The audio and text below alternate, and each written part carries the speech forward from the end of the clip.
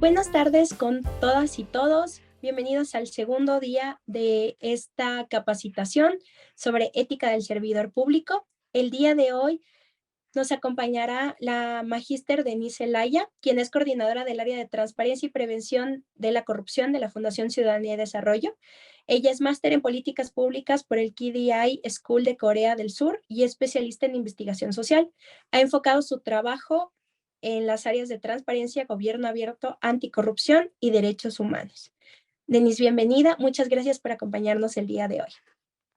Hola Yubi, muchas gracias y gracias a todas y a todos quienes nos acompañan el día de hoy. No sé si ahí pueden ver mi pantalla. ¿Sí? Sí, sí, perfecto. Perfecto. Como ya Yubi les comentó, yo voy a estar con ustedes hoy conversando sobre conflictos de intereses. Vamos a compartir un poco sobre conceptos, sobre estrategias y buenas prácticas para la gestión de los conflictos de intereses enfocadas en el sector público y, por supuesto, con un enfoque particular en lo que es la Defensoría Pública. La idea es que tengamos un diálogo, un espacio de compartir en el que ustedes participen, que cuenten sus experiencias, que puedan expresar sus ideas, crucemos opiniones, en el que pregunten, ¿no? Solo levanten la mano y yo voy a estar pendiente. En fin, que hagamos un espacio interactivo, que ya por la hora a veces esto suele ser un poquito pesado, ¿no? De entrada les digo, el tema de conflictos de intereses tiene algunas líneas grises, algunos puntos en los que no existen consensos, muchos puntos que dan para un amplio debate, ¿no? Este módulo está dividido en 5 partes. Las primeras 2 y la cuarta son cortitas. La primera trata sobre los conceptos generales de los conflictos de intereses, esas definiciones, clasificaciones. En el segundo vamos a conversar un poco sobre los efectos generales de los conflictos de intereses. El tercero trata sobre aspectos a tomar en cuenta para poder enfocar nuestros esfuerzos en la gestión de los conflictos de intereses. No es posible regular, controlar, prevenir y gestionar todo. No tenemos los recursos para hacerlo, no tenemos el tiempo para hacerlo, no tenemos el personal para hacerlo. Entonces, ¿cómo enfocar esfuerzos? El cuarto es sobre normativa y el quinto es sobre algunas medidas específicas que se pueden tomar en las diferentes fases de desarrollo de estos conflictos de intereses. Bueno, entonces sí, vamos a entrar en materia con el primer tema, que es conceptos generales. Y aquí la pregunta que no puede faltar, ¿qué es para ustedes un conflicto de interés? Pueden levantar la mano. ¿Qué es un conflicto de interés para ustedes? Vamos a ver si Paola o Byron nos quiere comentar. Hola, buenas tardes con todos. Gracias por considerarme. A mi criterio, el conflicto de interés es cuando uno es parte de un proceso en la dinámica de la Defensoría Pública, cuando estando dentro del ejercicio misional, ya sea en el tema de un proceso judicial, tengo un conflicto de interés cuando tengo una relación personal, en este caso con el abogado de la contraparte. Cuando o a lo mejor la contraparte tiene algún tipo de vínculo familiar conmigo o ya sea un tema de problemas de asuntos personales de manera general. Muchas gracias, Paola. Y Paola aquí está refiriéndose a situaciones específicas que, por ejemplo, ya están reguladas en la Ley Orgánica de la Defensoría Pública, ¿no? Que la vamos a ver un poco más adelante en detalle. ¿Alguien más que quiera decir en general qué es un conflicto de interés para ustedes?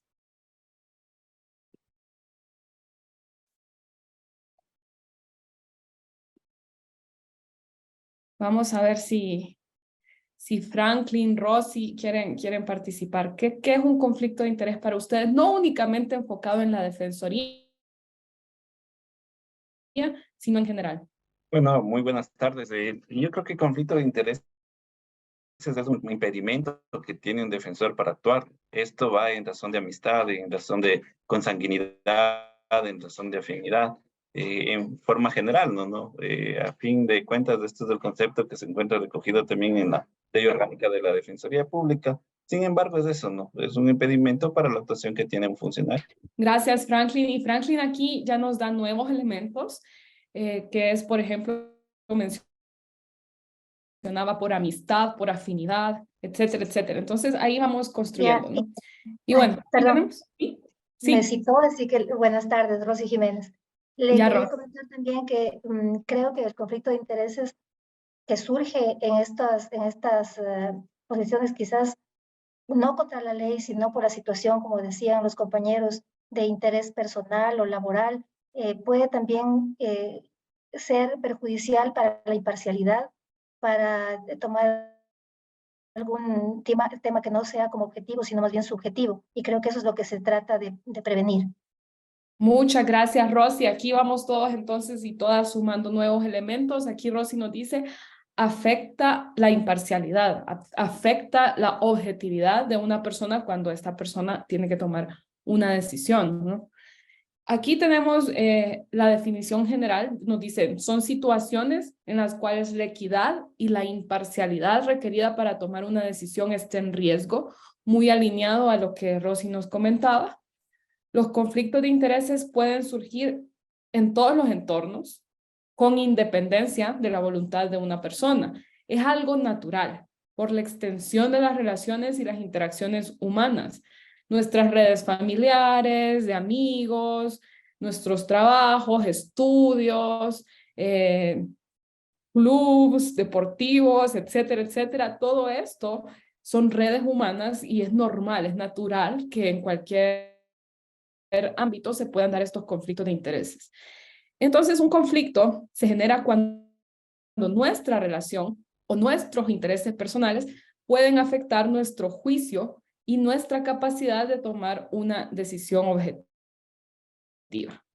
Aquí alguien quiere dar un ejemplo de un conflicto de interés que no tenga que ver con la administración pública, que no tenga que ver con la administración pública, en las esferas privadas.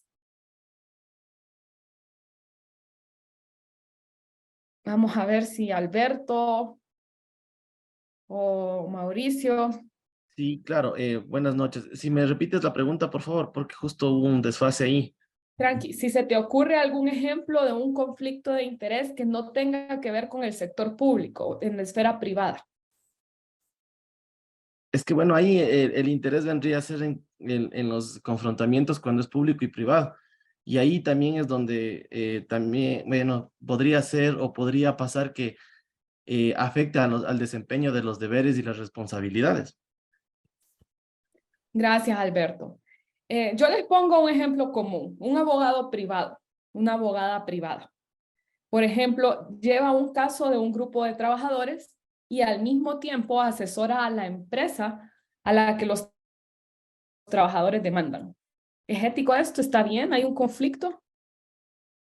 Sí, no hay un conflicto. Entonces aquí podemos ver que esto no únicamente se da en lo público, también se puede dar en lo privado. Se puede dar incluso en nuestras relaciones familiares, dentro de una empresa, etcétera, etcétera. Entonces esto se puede dar en cualquier ámbito. Pero bueno, luego ahora lo vamos a ir aterrizando a lo público porque estamos aquí con una entidad pública. ¿Qué pasa con los conflictos de intereses en el sector público? ¿Cómo podemos definirlos mejor? Bueno, ya hemos establecido que todas y todos aquí tenemos intereses privados. Los funcionarios, sin embargo, tienen el deber de servir al interés público y de tomar decisiones con criterios objetivos, decisiones de manera imparcial que puedan sumar a ese bienestar colectivo. Entonces, uno de los principios centrales del servicio público es justamente esa subordinación de los intereses personales a los intereses públicos. Y así tenemos aquí dos definiciones de conflictos de intereses aterrizados a este sector en particular, al sector público. A ver si alguien me apoya leyendo la del Consejo de Europa.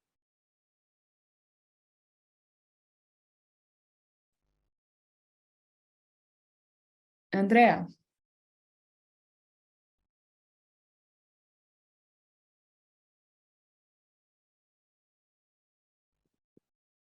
la del Consejo de Europa.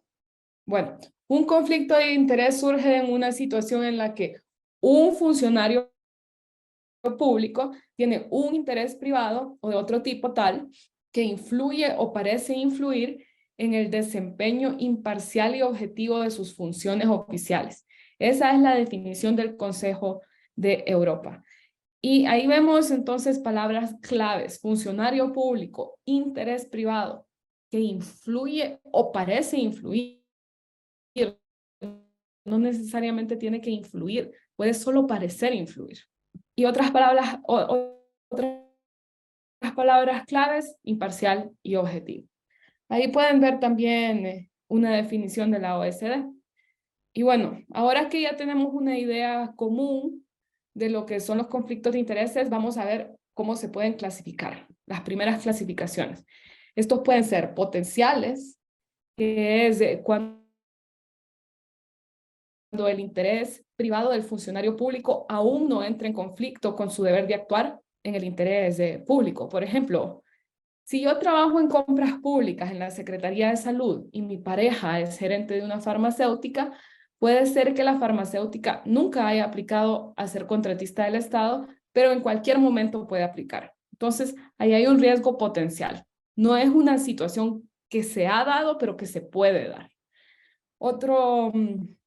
Otra clasificación que podemos ver ahí son los conflictos reales, cuando el interés privado del funcionario ya entra en conflicto con su deber de actuar.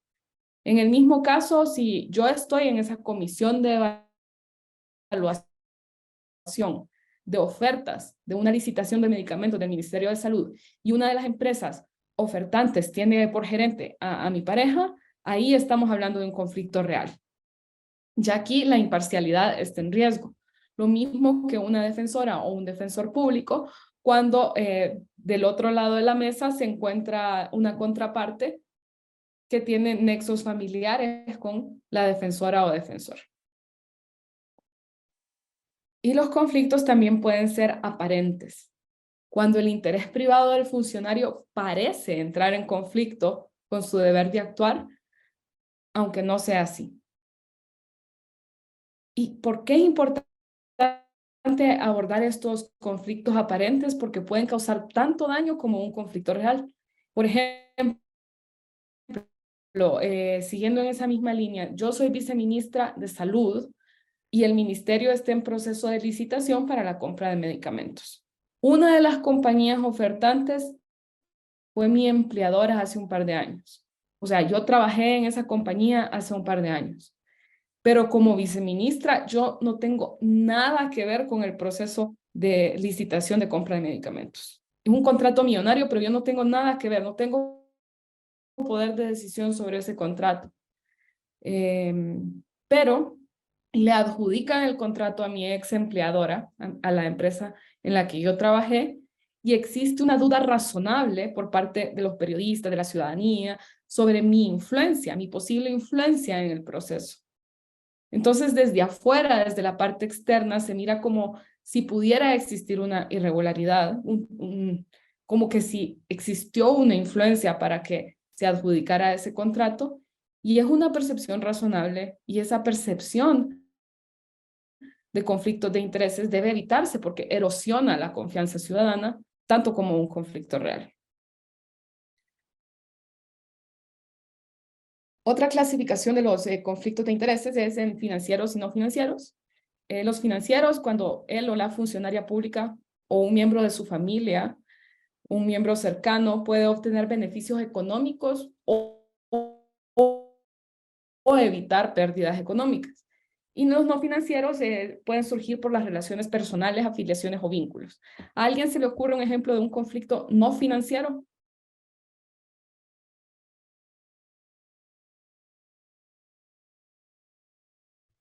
Es más fácil pensar en los financieros.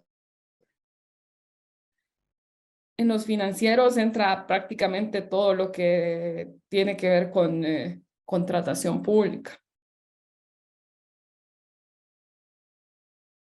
O los temas de financiamiento de campañas, que yo te financio la campaña, pero luego me das un contrato.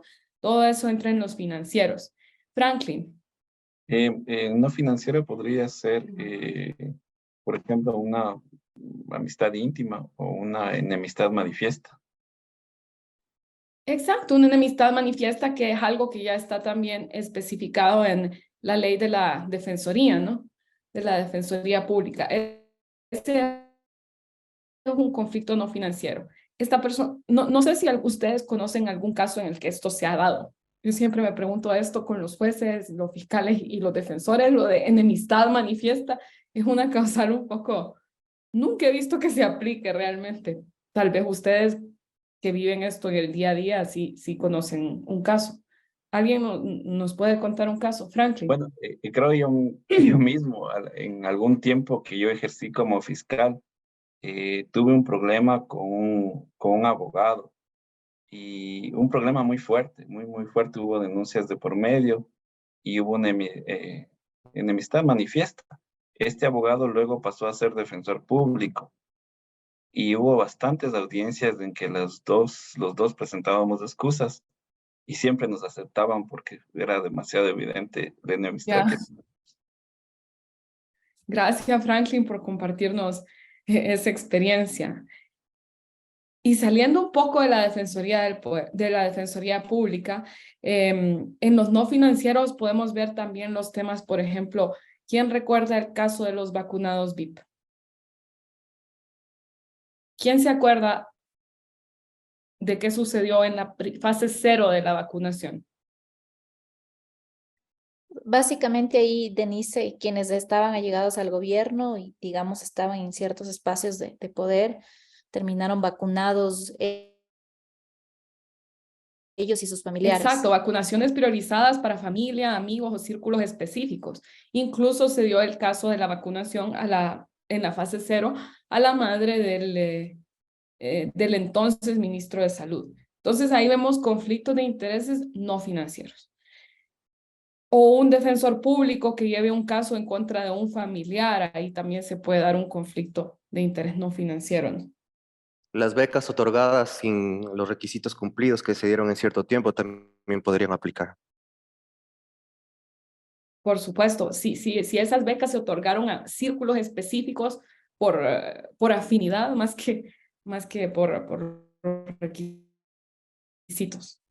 ¿Y por qué estamos abordando todo esto? ¿Qué efectos puede tener un conflicto de interés? ¿Por qué necesitamos abordarlos? Entonces, como ven en pantalla, estos son algunos efectos generales de los conflictos de intereses. ¿Alguien que pueda leer la primera flama, la roja, la primera? Políticas públicas y toma de decisiones que no favorecen a la mayoría, sino a intereses personales o privados. Decisiones que no favorecen a la mayoría, sino a intereses privados. Aquí los sobornos que se dieron a Odebrecht, de Odebrecht a los funcionarios públicos para obras de construcción y los casos de sobreprecios en los insumos para atender el COVID podrían ser un ejemplo extremo de conflicto de intereses. Podemos ver impactos directos en los derechos humanos de la población, ¿no? En el derecho a la salud, a la integridad física, a la vida, por ejemplo, etc. O conocimiento privilegiado de alguna construcción, una carretera, por ejemplo. Yo puedo comprar una propiedad con un privilegio porque sabía que por ahí va a pasar una vía de importancia más adelante. Claro, y que lo que tú dices de esa información privilegiada también se ha dado en el sector bancario en la historia de Ecuador. ¿Alguien que lea la segunda flama? Riesgo de influencia desproporcionada. Personas o grupos pueden llegar a tener niveles desproporcionados de influencia en las decisiones y políticas públicas, incrementando la asimetría de poder y coartando la participación de los sectores más vulnerables. Gracias, Javier. Entonces, esa influencia desproporcionada, esa captura del Estado por élites de poder, por grupos específicos. Y siguiendo con lo de el ejemplo anterior con el sector bancario, el feriado bancario es un ejemplo de esto. Cuando personas vinculadas a la banca privada, tuvieron un nivel de influencia desproporcionada en la política pública económica. beneficiándose a costa de la mayoría. ¿Alguien quiere dar otro ejemplo?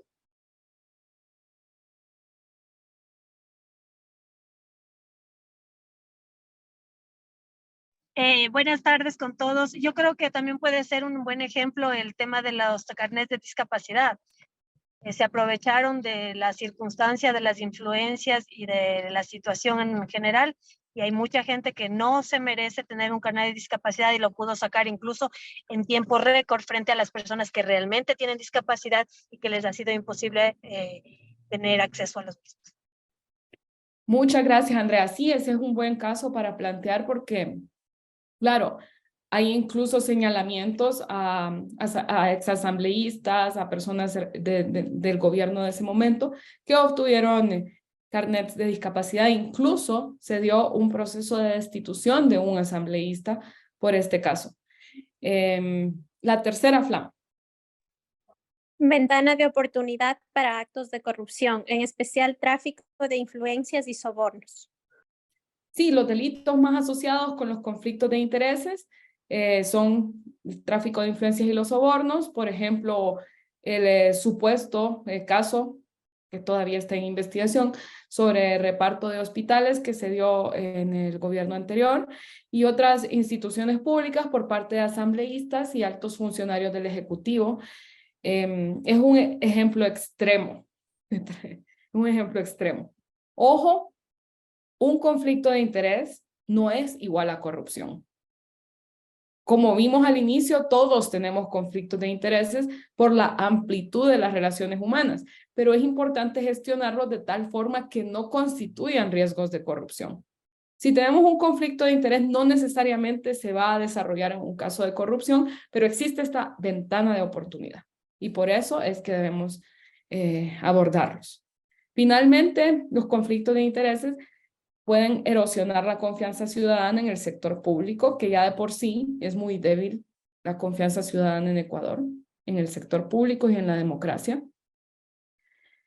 Eso, y en el caso específico de la Defensoría del Pueblo, estamos hablando de la Defensoría Pública, perdón, la Defensoría Pública, estamos hablando de que puede existir una afectación directa a los derechos fundamentales de las personas que defendemos si hay un conflicto de interés que no es gestionado.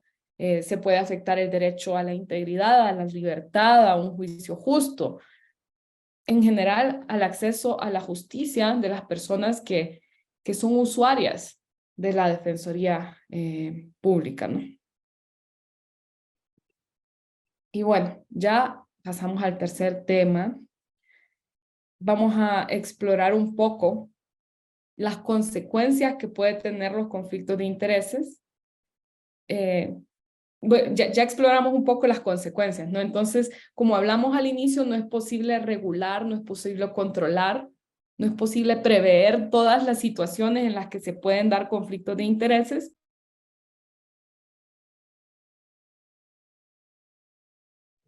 Sino que tenemos que ver cómo utilizamos nuestros recursos que son limitados para priorizar. Deme un momento, tengo un poco de tos.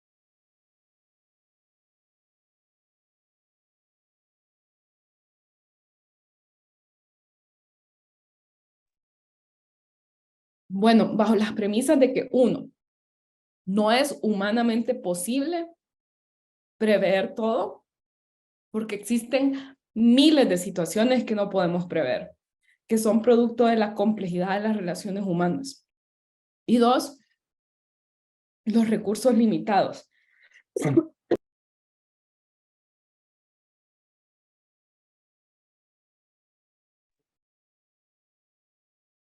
Bueno, entonces,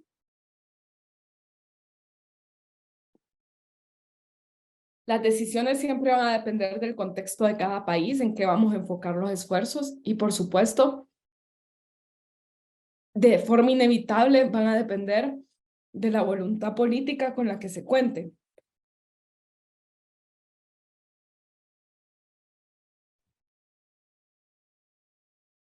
Aquí algunos aspectos no exhaustivos a tomar en cuenta al momento de priorizar.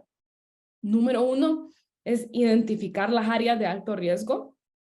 Número 2 identificar qué servidores y servidoras públicas tienen más riesgo de estar expuestos a conflictos de intereses que afecten el bien común. Y número 3, ¿cuáles son los tipos de conflictos de intereses más recurrentes para poder ir creando formas de gestionarlos más comunes, ¿no? Vamos con el primero, que son esas áreas de alto riesgo. Hay procesos, hay procedimientos, hay áreas que crean un mayor riesgo de que se produzcan situaciones de conflicto de intereses y suelen ser comunes en todos los países. Además, suelen implicar oportunidades para el ejercicio de la discrecionalidad en decisiones en las que hay un gasto público importante. Las que aparecen en pantalla las identificó la OECD. Vamos a verlas en bien breve cada una. La primera es la contratación pública, que es el área más compleja de todas las que estaban en los post-its de la diapositiva anterior, porque tiene una variedad bien grande de procesos y es un universo en sí misma. La Defensoría Pública y casi cualquier entidad pública tienen procesos de contratación. Entonces, las grandes cantidades que se mueven en la contratación pública vuelven a esta actividad vulnerable a conflictos de intereses y actos de corrupción. Se calcula, según UNODC, que entre el 10 y el 25% del valor de un contrato público puede perderse por corrupción, de manera general. La contratación pública, entonces, es una de las principales vías por las cuales el dinero público es utilizado. Se calcula que 1 de cada 3 dólares que un país gasta o invierte lo hace a través de la contratación pública. Y aunque la imparcialidad a lo largo de todo el proceso es importante, los procesos de evaluación de ofertas y de adjudicación suelen ser las etapas más vulnerables para los conflictos de intereses. Y el riesgo incrementa cuando tenemos algunas modalidades de contratación, como el giro específico de negocios o la contratación por emergencia, donde existe más discrecionalidad y menos control. ¿Algún ejemplo? Aquí a alguien se le ocurre un caso de contratación pública en la que existió o existe un conflicto de interés en Ecuador, en la historia de Ecuador. Volviendo a la pandemia, la compra de fundas para los cadáveres, que se compraron muchísimas, o todas las medicinas que a veces no, se hubieron muchos problemas que son de conocimiento público. Claro, las fundas para cadáveres que se compraron con sobreprecios inmensos, o se dieron casos de compra de medicinas a empresas de familiares de los funcionarios que adquirían estas medicinas, ¿no? Este es el caso, por ejemplo, del exprefecto de Guayas, Carlos Ruiz Morales. Su caso es un caso que la Fiscalía lleva a la justicia porque supuestamente se hizo la adquisición de insumos médicos para atender el COVID-19 a compañías que no tenían el nombre directamente de los hijastros de Carlos Ruiz Morales, pero que el beneficiario final, o sea, el dueño real de estas compañías, eran los hijastros del exprefecto. Luego tenemos como área de alto riesgo las empresas estatales y asociaciones públicas privadas, porque no suelen tener la misma normativa que otros contratos públicos, entonces presentan riesgos diferentes y adicionales. Y también los temas de concesiones, licencias y permisos.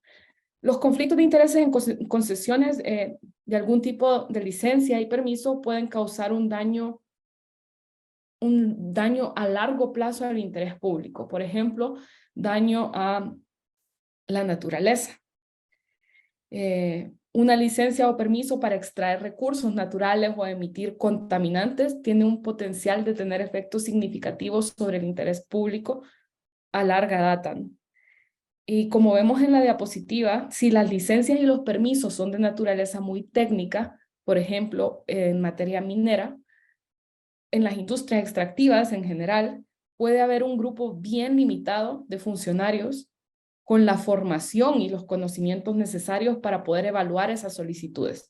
Y un número muy limitado también de expertos del sector privado que puedan presentar esas solicitudes. Entonces, al ser tan poca gente, un grupo tan selecto, los conflictos de intereses suelen ser más comunes. La gente se va conociendo toda entre sí, como haciendo círculos. Y estas son áreas muy importantes en Ecuador porque es una economía petróleo dependiente. Y en los últimos años ha incrementado su actividad minera, o eso es al menos la política de gobierno actual, es incrementar la actividad minera. Entonces, por eso es importante poner ojo en esas áreas. Luego tenemos el área de nombramiento y contratación de servidoras y servidores públicos. Y ahí podemos ver los temas de conexiones familiares o personales, la pertenencia a un grupo social o político. Y esto va socavando la competencia y la percepción de imparcialidad de la administración pública. Contratar a un familiar o amigo no cualificado para el puesto como servidor público, ¿no? Trayendo aquí a este espacio a Donald Trump, que hoy fue detenido, pero por otro tema, ¿no? Pero Donald Trump tenía a su hija Ivanka y al esposo de su hija, Jared, trabajando en la Casa Blanca como asesores sin salario, ad honorem, pero tomando decisiones que repercutieron en todo el país. Y ya existen indicios que está investigando la fiscalía de que Ivanka y su esposo recibieron beneficios personales por esta influencia que tenían en las decisiones. Y el mismo expresidente Trump es señalado por ese uso indebido del poder para el beneficio privado. Y en Ecuador ya se dio también algunas denuncias por asesores, consejeros presidenciales ad honorem durante este periodo presidencial, lo que llevó al presidente Lasso a desvincular a todos sus asesores ad honorem o trasladarlos a ser totalmente vinculados como servidores públicos. ¿Por qué? Porque yo pregunto aquí, Franklin, María, Javier, todos ustedes tuvieron que hacer, por ejemplo, su declaración patrimonial a la Contraloría, ¿no? Todo funcionario público. Pero cuando una persona está vinculada ad honorem, no tiene ese tipo de controles. Entonces, también, no solo el tema de la declaración, sino el tema de la responsabilidad. El tema de la rendición de cuentas por las decisiones que yo tomo como consejero o como asesora ad honorem. Es bien complicado. La Contraloría ya se pronunció sobre esto y bueno, después no sé si alguien recuerda, pero fue el año pasado que el presidente Lasso decidió terminar con esto de los asesores ad honorem por las constantes críticas que recibió. Luego tenemos otra área de alto riesgo, la Asamblea Nacional, los órganos legislativos, porque, claro, ahí se aprueban leyes que son de aplicación nacional para todas, para todos. Bueno, no solo se aprueban leyes, sino también se pueden modificar, se pueden derogar, etcétera, etcétera. Entonces, hay muchos grupos, muchos sectores que hacen lobby con las y los asambleístas para ir buscando beneficios propios. Y ahí se pueden crear esos conflictos de intereses. Alguien, bueno, ahora también con el tema de armas. Está en discusión en este momento lo que sucedió, el anuncio del presidente sobre la posibilidad de portar armas por parte de la población civil. Yo no sé si alguien aquí ha escuchado sobre alguna masacre en Estados Unidos en los últimos meses.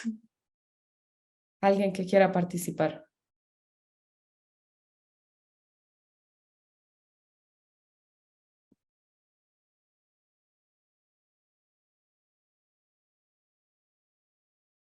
A ver, yo creo importante manifestar eso. De hecho, creo que la mayoría vamos a recordar. La última, si mal no estoy, fue de alguna chica que también disparó en alguna escuela de niños y también mató a algunos profesores en Estados Unidos, precisamente porque esta chica o los niños o los menores de edad tienen acceso a las armas que están en casa, quizá con permisos o no, dependiendo del estado, pero resulta que yo estaba verificando algo y antes en el Ecuador, de igual manera, habían los permisos para portar armas. No todo el mundo la tenía, pero en efecto había personas que sí podían tener un arma cumpliendo ciertos requisitos, que es lo que entiendo yo ahora aparentemente se está queriendo volver a hacer. Entonces, en realidad, sí hubo un cambio hace algunos años en el Ecuador para que las personas de guardias de seguridad no tengan armas, cuando en realidad ellos probablemente sí necesiten tener un armamento que les pueda servir para precisamente cuidar el lugar a donde se les ha asignado con un pago. Entonces, sí creo que es un tema bastante álgido. Habrá personas que estén a favor, habrá personas que estén en contra. Más allá de eso, hay que ver los derechos de lado y lado, la seguridad que estamos ahora sufriendo a nivel país y sobre todo también las leyes que no enmarcan esta situación. Entonces, sí creo que es un tema bastante álgido, vuelvo y repito, porque no es cuestión de la apreciación personal, sino ya un análisis más profundo. Totalmente, Andrea. Y muchas gracias porque sí, este va a ser un debate que vamos a escuchar de forma repetida durante las próximas semanas, posiblemente meses. Pero Andrea, al inicio de su intervención nos dice, sí, la última fue de una chica que disparó hace poco en Estados Unidos y mató a algunos niños y demás. Y a lo que yo voy es a que sí, Estados Unidos es uno de los países que más masacres tiene y es uno de los países en los que con mayor facilidad una persona civil puede acceder a armas. ¿Y qué sucede? Esto se ha intentado regular por algunas administraciones, pero no se ha logrado. ¿Y por qué? En parte, ¿por qué no se ha logrado? Porque la industria armamentística, o sea, las personas que fabrican armas, son unos de los principales donantes de uno de los partidos políticos de Estados Unidos, del Partido Republicano específicamente. ¿Y cómo como congresista yo voy a votar a favor de regular o de restringir este aspecto cuando es mi mayor donante la industria armamentística? Es bien complicado. Esa es una de las razones más fuertes por las que aún Estados Unidos no logra poner mayores controles en el porte de armas. Que me parece un ejemplo interesante. Estamos hablando de los órganos legislativos siendo de alto riesgo por los temas de lobby. Y eso es justamente lo que sucede en este caso. Y algunos estados dirigidos por demócratas han empezado a implementar regulaciones más estrictas, pero a nivel federal no se ha logrado. Y luego, bueno, ¿qué es importante? Que las nuevas reformas, bueno, no tan nuevas, 2020, de la Ley Orgánica de la Función Legislativa, ya dicen que las y los asambleístas que tengan un conflicto de interés con la aprobación de un proyecto de ley o de una resolución tienen que abstenerse de votar. ¿Creen que las y los asambleístas se abstienen de meterse en los asuntos donde tienen un conflicto de interés? Bueno, en nuestro observatorio legislativo se está trabajando en emitir alertas de conflicto de intereses y dar seguimiento a cómo reaccionan las y los asambleístas para ver si se abstienen o no se abstienen. En muchos casos sí se hace, en otros no.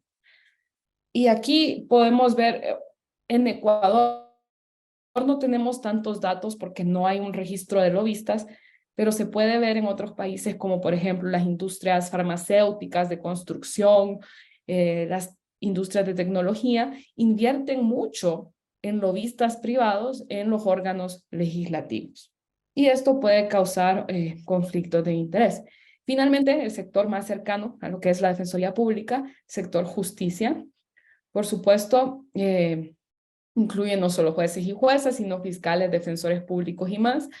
Todo lo relacionado con la aplicación de la ley es un área de alto riesgo para los conflictos de intereses. Las decisiones de investigar, de emprender acciones administrativas, civiles o penales contra un individuo y adjudicar dichas acciones pueden suponer un alto riesgo de conflicto de interés y pueden llegar a crear situaciones de justicia parcializada. Y lo mismo aplica, por supuesto, a los procesos de la defensa pública de personas acusadas, ¿no? ¿Alguien ha escuchado sobre la Corte Cervecera? Sí, sí, sí, antes de la actual conformación de la Corte, se los conocía como la Corte Cervecera.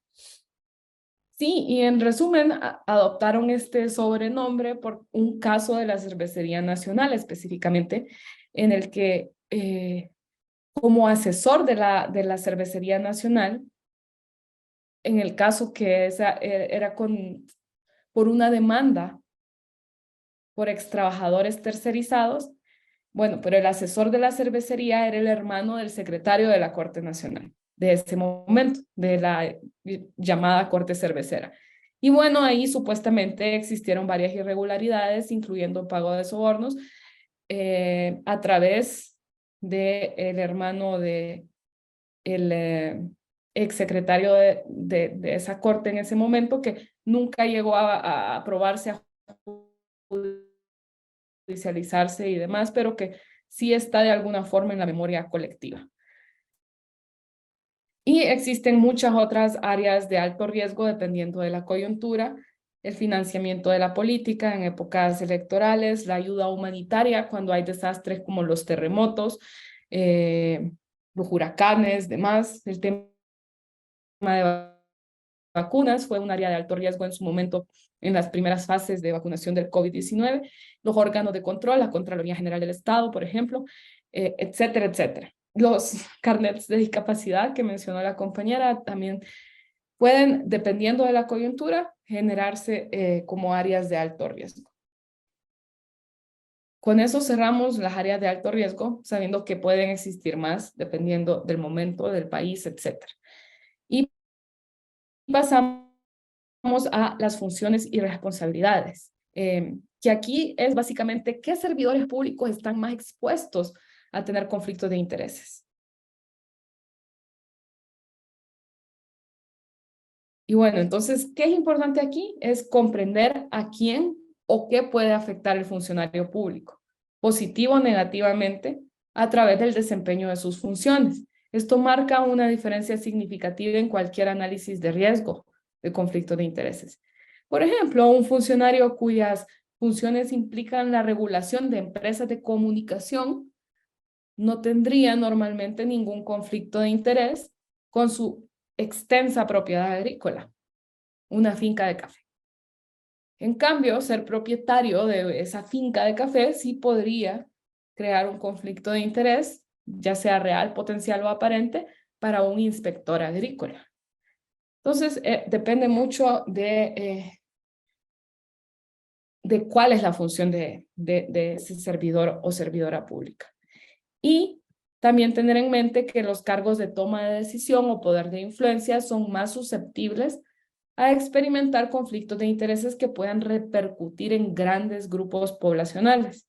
Por eso, como vamos a ver más adelante, muchas de las medidas que se toman para regular los conflictos de intereses se aplican únicamente a altos cargos, nivel jerárquico superior. Finalmente, en este tercer tema, es importante que identifiquemos cuáles son los tipos de conflictos de intereses más comunes. Y así nuestra política pública, nuestra incidencia y nuestra legislación logra ser más efectiva, ¿no? Aquí vemos algunos. Existen más, por supuesto, pero estas son algunas modalidades que ocurren con frecuencia. Y vamos a ver cada una en breve. Primero tenemos las puertas giratorias. ¿Qué es una puerta giratoria? ¿Qué se les ocurre? Gustavo, Javier, ¿qué se les ocurre cuando hablamos de una puerta giratoria? Cíclico, que se da las vueltas. Que de ¿Qué pronto si tal? doy, recibo. ¿Cómo? Que de pronto si doy, recibo. Más o menos, más o menos. Que se da las vueltas, pero ¿qué se da las vueltas? De pronto las dádivas. Bueno, hablamos de una puerta giratoria al movimiento de personas entre puestos públicos y privados en el mismo sector. Por ejemplo, yo soy ministra de Minas. Voy a plantear un caso real en Ecuador. Yo soy ministra de Energía y ¿cómo se llama ahora el ministerio? Le cambian tanto de nombre que me cuesta aprendérmelo ya. Pero creo que es Ministerio de Energía y Recursos No renovables. no Recursos renovables. naturales no renovables. Sí. Entonces soy ministra de Energía. Y después renuncio y me voy a trabajar a una minera. Y luego renuncio a la minera y vuelvo al ministerio. Y luego renuncio y regreso a la minera. Son casos reales. Esto sí se ha dado. Entonces, ahí hay una puerta giratoria. Estoy pasando del sector público al sector privado, de forma incluso puede ser rápida. ¿Y qué pasa? ¿Cuál es el riesgo aquí? ¿Por qué es importante atenderlo? Vamos a ver. ¿Qué riesgo se le ocurre que esto puede tener cuando yo paso del sector público al sector privado?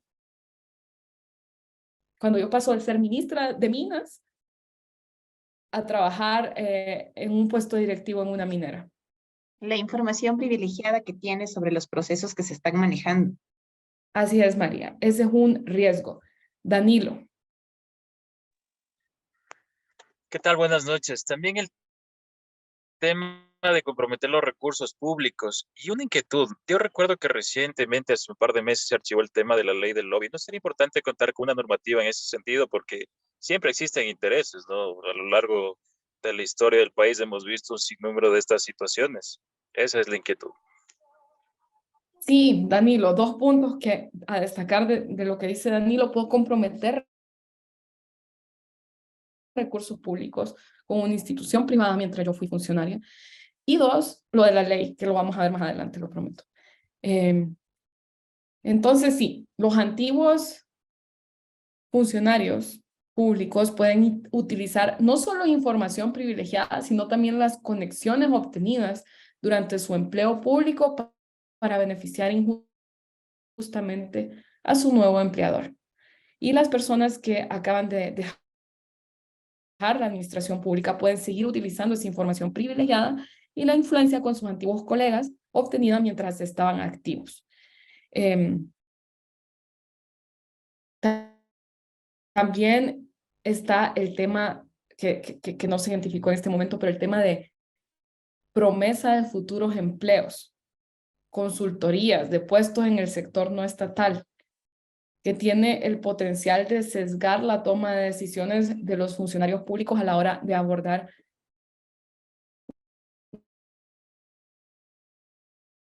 el exministro de Finanzas en el 2020. ¿El que no era economista? No, Richard sí era economista. Bueno, les cuento siempre. Banco Mundial.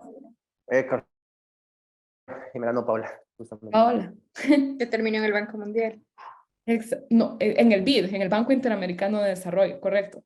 Sí, Richard, como parte de sus funciones como ministro, como es normal, como ministro, negocia los términos y condiciones de los préstamos de Ecuador con los organismos de crédito multilaterales durante la pandemia, que son el Banco Mundial, el FMI, la CAF, etcétera, como parte de sus funciones, ¿no? Y luego renuncia para trabajar como vicepresidente en una de estas multilaterales, específicamente en el BID. Fuera de nuestra postura política o fuera de que es posible que el exministro no haya cometido un acto de perjuicio para el país, es innegable que cuando mínimo existe una incomodidad por parte de sectores de la población que se preguntan, pero ¿y cuando Richard negoció con el BID, lo hizo a favor del BID o a favor de Ecuador? Entonces esa pregunta queda ahí rondándonos. Y ahora, ¿qué pasa? ¿Qué riesgos ven ustedes cuando se pasa del sector privado al sector público? Vamos al revés, del privado al público. Por ejemplo, en nuestro caso está prohibido, no está por escrito, pero es lógico. Los defensores, los directores provinciales, por ejemplo, o algunos jefes departamentales que vienen del sector privado, no pueden hacer ejercicio de patrocinio dentro de la Defensoría Pública, sino solamente los defensores que son de carrera, porque pues son cíclicos, no están como parte de la institución para siempre, y obviamente tienen en su vida privada casos a cargo.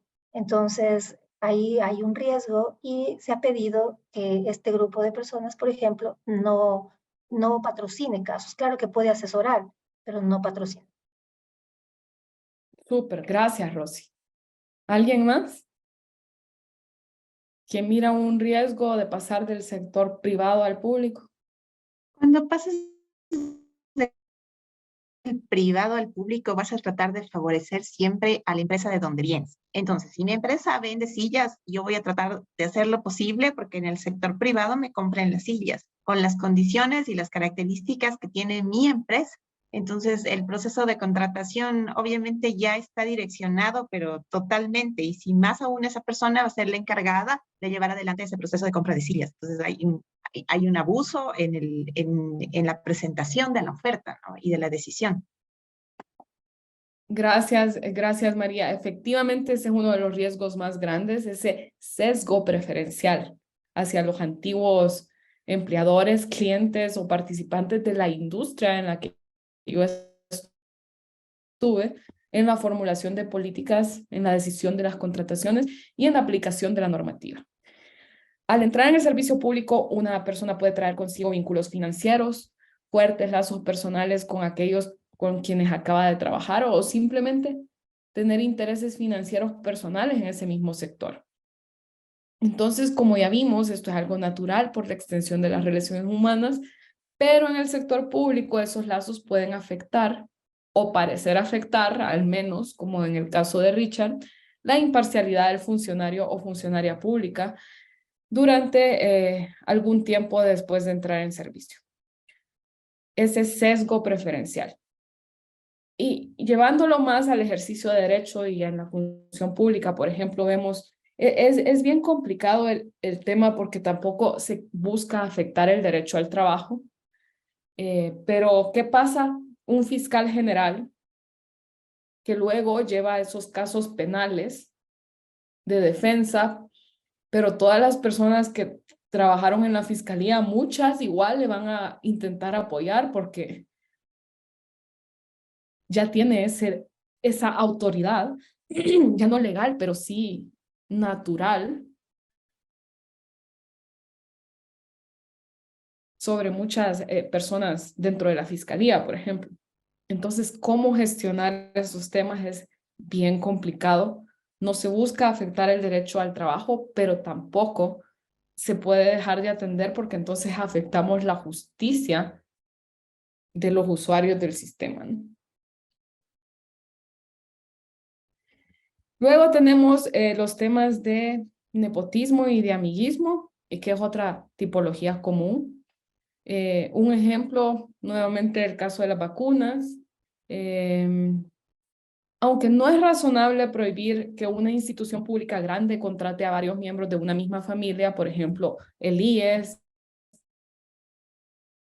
Ministerio de Educación, la Policía, el Ministerio de Salud. Seguro hay personas que son familiares y trabajan en instituciones como estas porque son inmensas, pero deben evitarse especialmente las circunstancias en las que un funcionario o funcionaria es subordinado directo de un pariente. Este nepotismo puede ser relativamente fácil de detectar, ¿no? Pero las situaciones en las que un funcionario público lleva a cabo un negocio gubernamental con una entidad privada que es propiedad de un pariente o de un amigo o que lo emplea son más difíciles de detectar y en consecuencia son más difíciles de evitar. La ley de contratación pública prevé estas circunstancias, pero uno, no son fácilmente identificables porque no hay un cruce de base de datos tan sólido aún en Ecuador, y dos, porque las personas encuentran formas de burlar estas disposiciones utilizando empresas de maletín o testaferros, etcétera. Como es el ejemplo del caso de la prefectura de Guayas en pandemia. U otro ejemplo, un caso histórico en Ecuador, es el caso Flores y Miel. ¿Alguien ha escuchado ese caso durante la presidencia de Durán Ballén?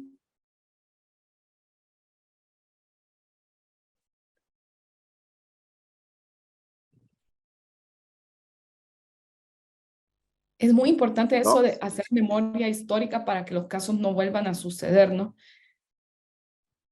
Yo ni Entonces, nacía todavía. Flores y Miel. Flores y Miel en el Cuéntenos. gobierno de Durán Ballén. Doctora Rosy, por favor, en serio, ni nacía todavía. Qué niño es usted, qué niño. Ya. Bueno, aquí se da una solicitud de la nieta del expresidente Durán Ballén y se otorga un crédito a una empresa que no estaba legalmente constituida. La empresa se llamaba Flores y Miel y por eso así se llama el caso, de la cual eran dueños los suegros de la nieta del presidente Durán Ballén, sin observar y sin seguir los procesos establecidos por la ley. Un compañero aquí nos decía al inicio de los conflictos de intereses en las asignaciones de las becas. Algo muy similar es este caso, pero con un préstamo a una empresa.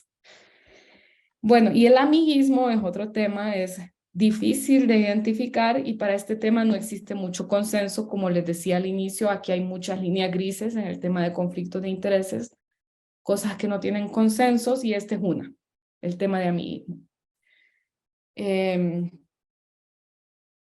Es una línea borrosa entre lo que es networking y crear equipos de confianza y lo que es amiguismo.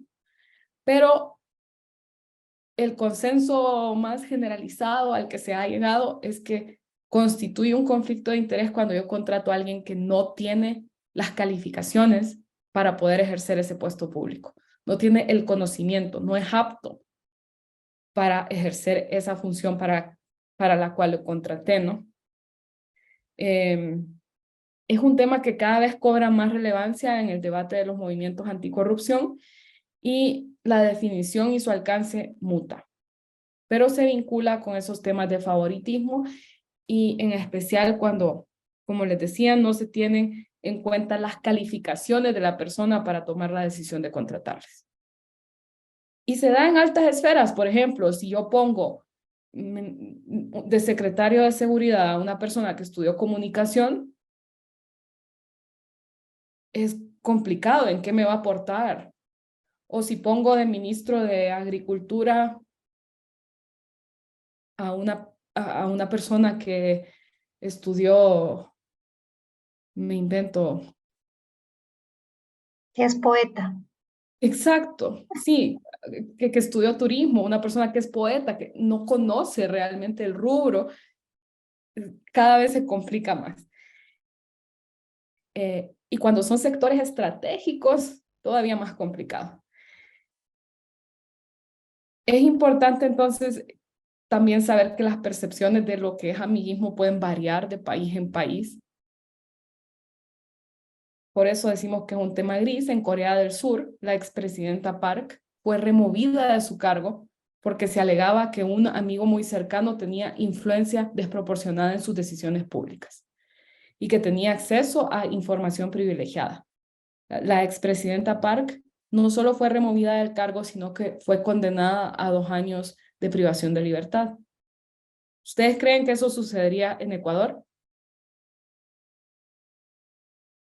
Que a un presidente, tomemos el ejemplo de Lenín Moreno, que ustedes digan, el asesor de Lenín Moreno tenía demasiada influencia en Lenín Moreno y por eso hay que destituir a Lenín Moreno. No, porque eso cambia mucho de sociedad en sociedad. En Corea del Sur eso es un tema que no se puede admitir, pero puede ser que en otros países sí. Es que en Corea ese tema es un tema que atenta al honor Y Exacto. lo último que puede afectarle a una persona es su honor. Entonces, he ahí lo drástico de la sanción.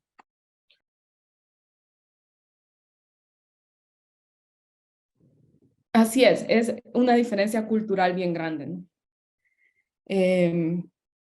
Luego tenemos los temas de regalos y viajes. Es una norma social casi que universal que si yo recibo un regalo, hay implícita una obligación por parte del receptor. Esa obligación puede ser un simple gracias, pero puede ir más allá. Entonces, eso puede fomentar un sesgo en el comportamiento para esa reciprocidad en el intercambio. Puede limitarse, como les decía, a una expresión verbal de gratitud o algo más significativo. Un ejemplo es cuando las firmas de abogados van en Navidad con botellas de whisky, de vino, etcétera, a los receptores de los juzgados, botellas de ron a los secretarios, botellas de whisky a los jueces, etcétera, etcétera. Todo eso es real, sucede en los sistemas de justicia en América Latina. Y saliéndonos del derecho, las farmacéuticas cuando están promocionando, por ejemplo, el uso de la fórmula en lugar de la lactancia materna, pueden llevar a viajes al Caribe, a los médicos que buscan convencer para que luego promocionen ese uso de las fórmulas. ¿A alguien se le ocurre algún otro ejemplo?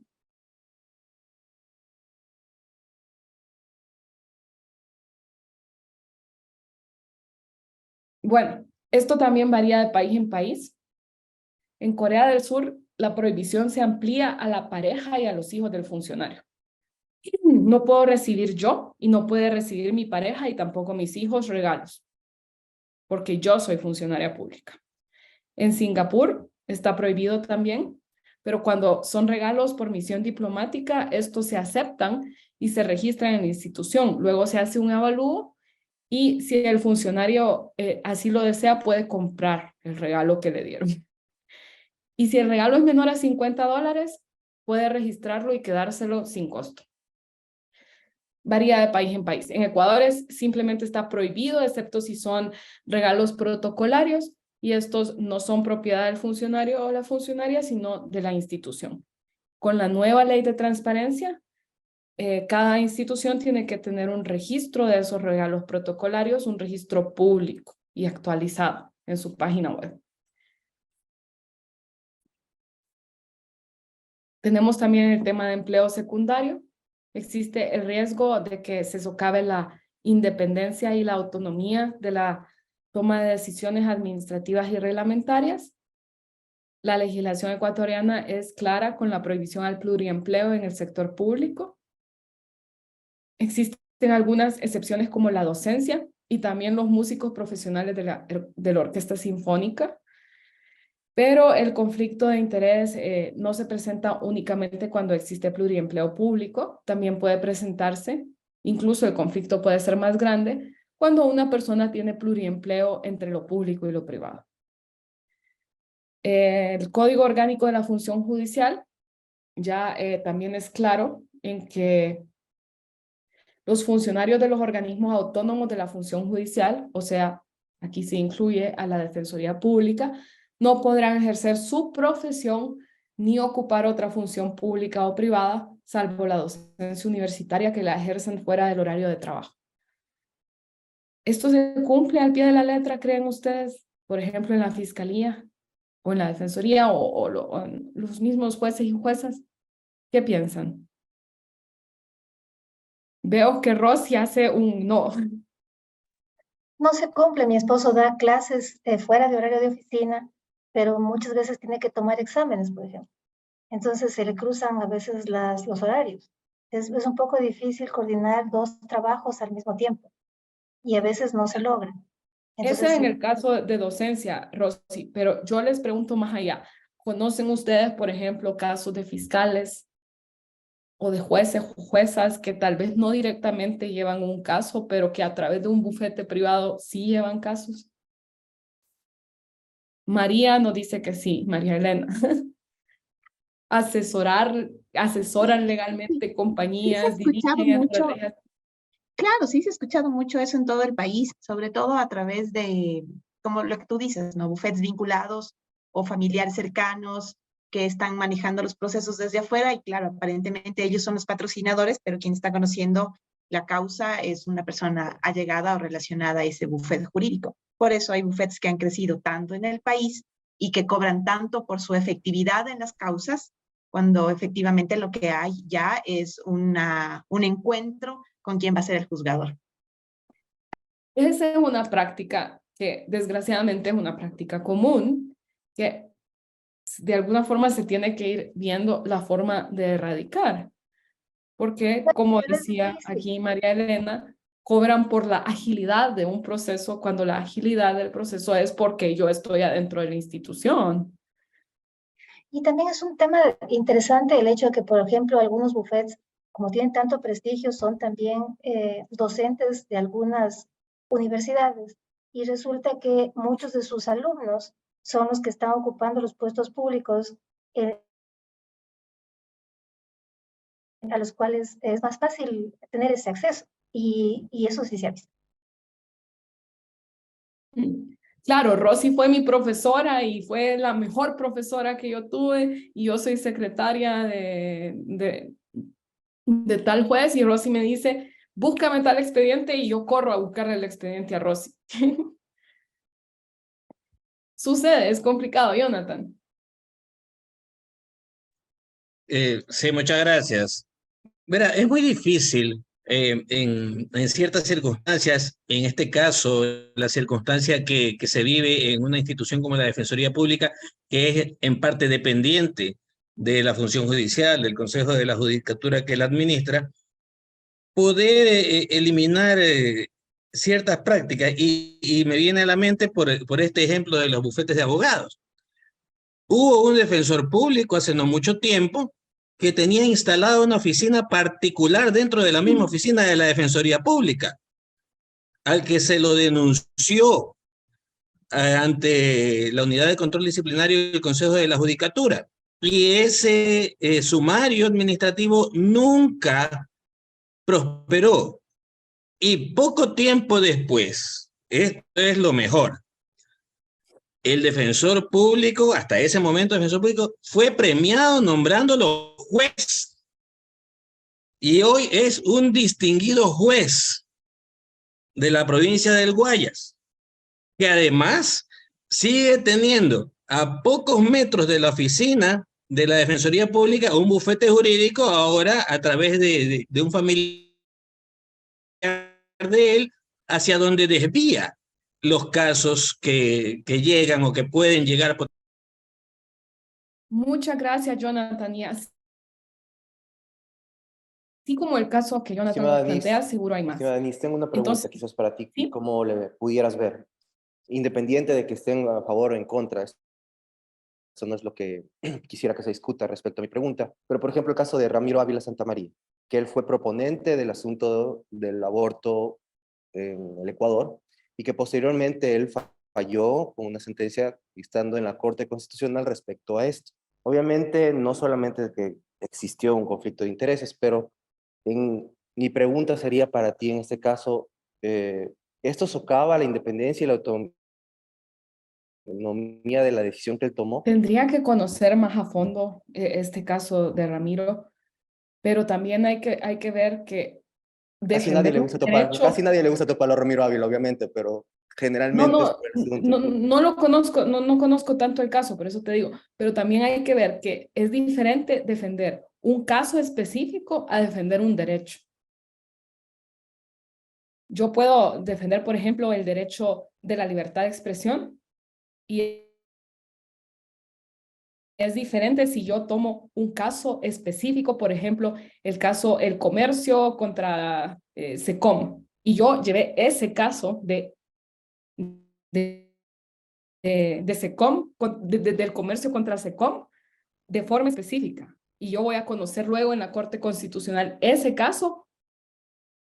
Ese es un escenario. Otro escenario es que yo defienda la libertad de expresión como derecho en general y luego me toque un caso sobre libertad de expresión siendo jueza de la Corte Constitucional. Porque el conflicto de interés estaría si yo estoy conociendo el caso que yo patrociné específico. Tania, tenés la mano levantada. Sí, justamente lo que acabas de decir, Denise, de hecho, justo para ese tiempo yo trabajé en la Corte Constitucional y se hablaba muchísimo del caso de Ramiro, y es exactamente lo que dices, y en la resolución que sacó para ese entonces, pues la Corte Constitucional era eso, o sea, Ramiro nunca había patrocinado el caso que le tocaba conocer, él sí era un activista de derechos humanos y se había pronunciado en su momento por ser activista de derechos humanos en varios temas, en los temas de la naturaleza, en los temas de aborto, en los temas digamos, los derechos que competen a los grupos LGBTIQ. Entonces, en efecto, esa fue, digamos, la reflexión que hubo de por medio para no recusarle o no quitarle del conocimiento de la causa en su momento a Ramiro. Sí, puede ser debatible y lo que querramos, pero sí es bien diferente. Por ejemplo, el caso del matrimonio igualitario específicamente fue el caso de Efraín Soria, el que logró la aprobación del matrimonio igualitario. Diferente hubiese sido si Ramiro hubiese patrocinado ese caso en instancias anteriores a defender el derecho del matrimonio igualitario de forma general. Son dos escenarios. Pero, por supuesto, siempre se podrá abrir un debate al respecto de todo esto. ¿Alguien más que quiera sumar?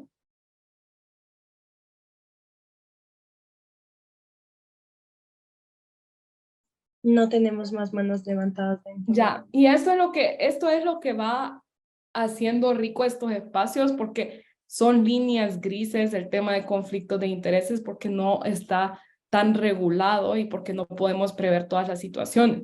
Cada situación va a ser diferente y va a poder abrir un debate, ¿no?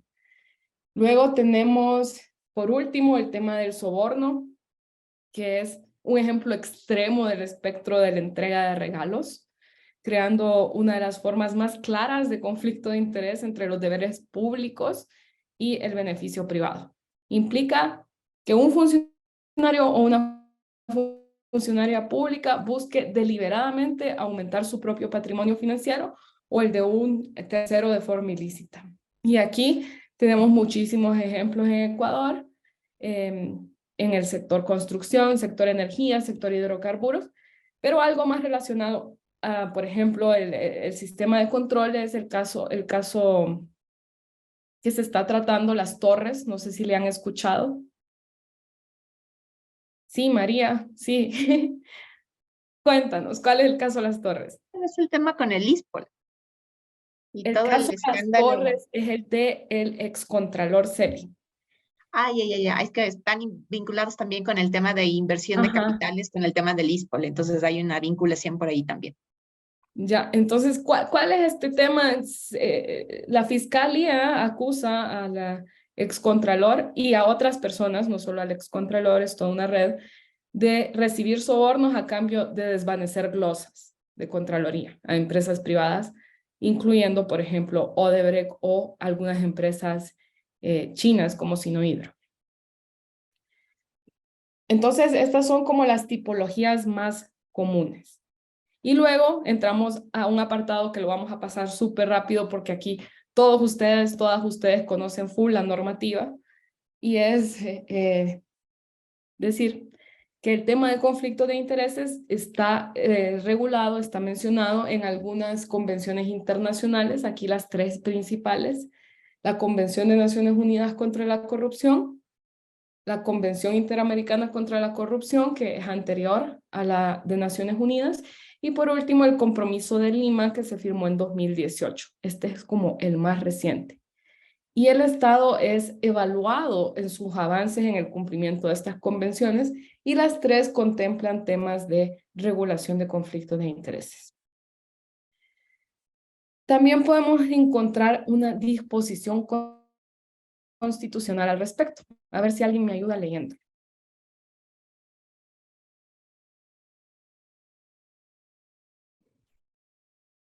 Alguien que no haya participado aún. Byron. Normativa marco del artículo 232. Constitución Artículo 232. No podrán ser funcionarias ni funcionarios ni miembros de organismos directivos de entidades que ejercen la potestad estatal de control y regulación quienes tengan intereses en las áreas que vayan a ser controladas o reguladas o representen a terceros que los tengan. Las servidoras y los servidores públicos se abstendrán de actuar en los casos en que sus intereses entren en conflicto con los del organismo o entidad en los que presten sus servicios. Está clara, ¿no? La Constitución es clarísima. ¿Cuál es el problema? Es que no es un artículo fácil de aplicar. Porque Ecuador, un compañero preguntaba de la ley de gestión de conflictos de intereses. Ecuador no tiene una normativa específica que regule los conflictos de intereses y entonces se vuelve un poco más complicado. Tiene algunas disposiciones dispersas en varias leyes, en varios reglamentos, pero no tiene una legislación que permita consolidar un ecosistema de gestión oportuna de los conflictos de intereses que operativice ese artículo de la Constitución. En 2020 se presentó un proyecto de ley orgánica de prevención de conflictos de intereses, producto de un proceso de co-creación multisectorial que impulsamos desde Fundación Ciudadanía y Desarrollo. El proyecto se unificó con otros 3 que ya estaban en la asamblea, quedó como texto principal y es importante resaltar que, claro, no era la única iniciativa, pero llegó a ser el texto principal y se añaden los otros 3 proyectos. ¿Qué pasó? La Comisión de Transparencia, Participación Ciudadana y Control Social de la Asamblea emitió su informe para primer debate recomendando el archivo de este proyecto de ley. No les hago largo el cuento, esto pasó hace unos meses ya, pero FCD hizo público que el presidente de la comisión, el asambleísta Ferdinand Álvarez, tiene registrada en la Superintendencia de Compañías una empresa como único accionista y el objeto social de esta compañía, según la página de la superintendencia, es hacer cabildeo, grupos de presión y lobby. Entonces, el proyecto de ley estaba encaminado a regular estas actividades y el presidente de la comisión tenía una empresa con el objeto social de hacer cabildeo o lobby. Complicado, ahí hay un conflicto de interés. Bueno, hacer que el poder rinda cuentas no es fácil, incomoda, tiene riesgos y nuestro director, nuestro subdirector, Marcelo Espinel, fue amenazado por el asambleísta por todo este tema. Bueno, los esfuerzos continúan, se presentó una nueva propuesta de ley de conflictos de intereses que la elaboró la Contraloría General, la presentó a finales del año pasado. ¿Por qué? Porque es un requisito para que a Ecuador le desembolsen la plata del FMI tener una ley de gestión de conflictos de intereses. Es un requisito que el FMI le puso al Estado ecuatoriano y que, por lo tanto, tendrá que ver cómo cumplirlo. El proyecto de ley nuevo es mucho más limitado, no aborda, por ejemplo, el tema de las puertas giratorias, únicamente se queda en que los funcionarios de alto rango tienen que presentar sus declaraciones de intereses. Veamos cómo avanza. Todavía no ha avanzado mucho. Y bueno, decíamos, no existe una normativa específica que regule los conflictos de intereses, pero sí algunas disposiciones aquí, otras allá. Aquí pueden ver la normativa nacional clave en esta materia y resalté en celeste los 2 que más tienen vínculos con la Defensoría Pública. Entonces, hagamos un zoom en los temas de la Defensoría y vemos que tenemos primero el Código Orgánico de la Función Judicial, que recoge el espíritu de la Constitución y nos dice, dentro de las prohibiciones, se encuentra actuar cuando sus intereses entren en conflicto con los organismos de la función judicial. Esa es una de las prohibiciones que establece el Código Orgánico de la Función Judicial para las y los integrantes de cualquier organismo de la función judicial.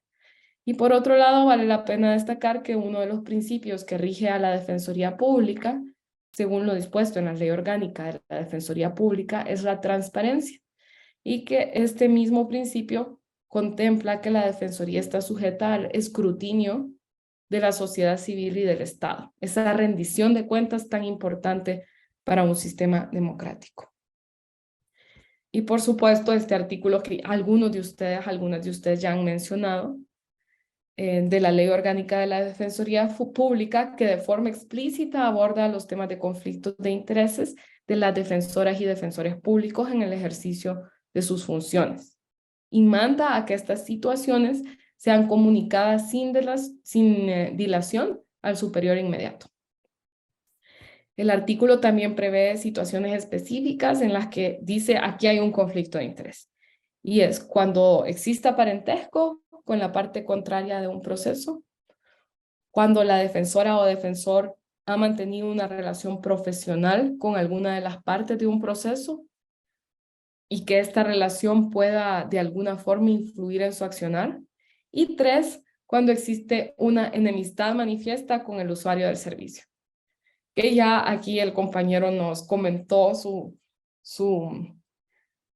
experiencia, ¿no? Pero vea aquí el compañero que es con el usuario del servicio lo que prevé la ley orgánica de la Defensoría Pública, no con la contraparte como abogado de la otra parte, ¿no? Entonces, por eso digo, es bien difícil decir, este es el número cerrado de causas en las que puede existir un conflicto de interés, porque pueden existir otras. Por ejemplo, la que el compañero nos plantea, que existía una enemistad manifiesta, no con un usuario, sino con la contraparte como abogado, ¿no? ¿Se les ocurren a ustedes otras situaciones?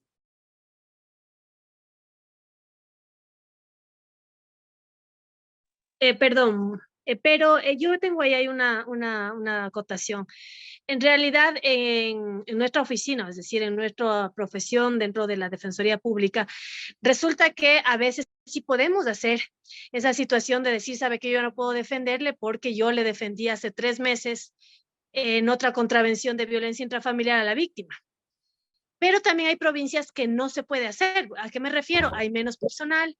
Lamentablemente tampoco uno se acuerda de todos los casos. Y no hay a quien pasarle el caso. Correcto. A veces no se acuerda y uno va a la flagrancia y ya cuando uno sube al SGDP o cuando ya ingresa al registro, se da cuenta que probablemente le defendió hace algún tiempo. Yo ahí lo que sí tengo claro es que al ser diferentes causas, no habría ese conflicto. Claro que si ya nos ponemos a hilar más fino, obviamente sí podría haberlo, pero en realidad para solventar la situación también nos toca correr esos riesgos. Eso que quería manifestar. Eso, Andrea, es desgraciadamente una consecuencia de la falta de recursos que tiene una institución como la Defensoría Pública. En algunas ocasiones esto puede generar que no se puedan gestionar de forma adecuada estos conflictos de intereses. Cuando no hay suficiente personal, no hay suficientes recursos, etc. ¿Alguien más? Bueno, ya con esto vamos a pasar al último subtema, que es las medidas para gestionar un conflicto de interés. En otras palabras, ¿qué podemos hacer? Hemos visto que hay muchas situaciones, pero ¿qué podemos hacer para gestionarlas? Vamos a ver las medidas clasificadas por preventivas, una vez identificado un conflicto, sanciones y reparación. Empezamos entonces con las medidas preventivas. Son varias. Vamos a ver aquí 6. Las pueden ver aquí en pantalla. Las vamos a ver de forma bien breve. Empezando por lo que son las prohibiciones y restricciones. Esto es básicamente prohibir o restringir actividades y trabajos que entren en conflicto de interés con el cargo público que ejerzo. Aquí tenemos algunos ejemplos. Ocupar otro puesto en una rama diferente del gobierno. Por ejemplo, yo no puedo ser ministro y asambleísta al mismo tiempo. No puedo ser juez y contralor. Trabajar en el sector privado y en el sector público al mismo tiempo. Creo que esta está clara, ¿no? Porque ya la vimos en los apartados anteriores. También aquí están los temas de no contratar con el Estado, empresas privadas. Si yo soy funcionario público, no puedo tener una empresa privada con contratos con el Estado. Ahí entra también eso. Tener participación en una propiedad privada que tenga negocios con el Estado.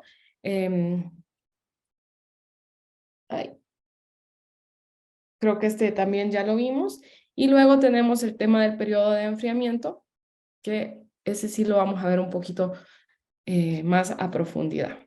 Y bueno, ya viendo los temas de prohibiciones y restricciones específicas para las personas de la Defensoría Pública, encontramos en el Código Orgánico de la Función Judicial que se establece la sanción de destitución para el defensor o defensora pública que recomiende un defensor privado al usuario de un servicio.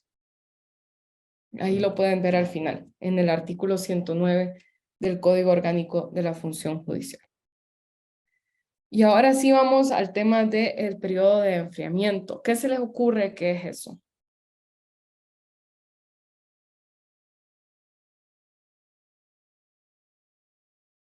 Es una medida que se toma para evitar las puertas giratorias que vimos en el espacio anterior. Eso de pasar del público al privado, del privado al público, etcétera, etcétera. De ir rotando entre sectores en la misma área. No es lo mismo dejar el Ministerio de Energía para irme a trabajar a una empresa agrícola que para irme a trabajar a una minera. Entonces es en la misma área.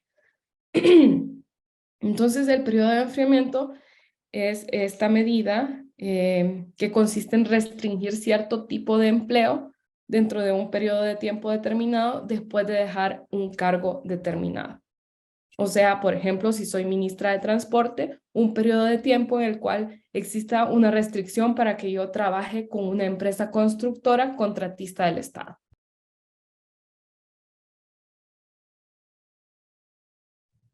¿Cuánto tiempo? ¿Cuánto tiempo? Depende.